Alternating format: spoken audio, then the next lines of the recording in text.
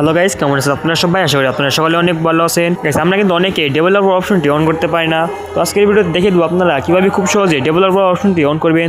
তো চলুন ভিডিওটি শুরু করা যাক। তো সর্বপ্রথম আমরা সেটিংসে চলে যাবো ফোনের। তো এখান থেকে একটু নিচের দিকে চলে আসবো।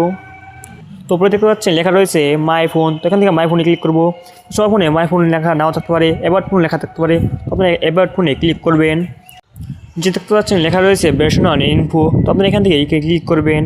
তো আপনারা নিচে দেখতে পাচ্ছেন বিল্ড নাম্বার লেখা রয়েছে। তো আপনারা এখানে 7 বার ক্লিক করবেন।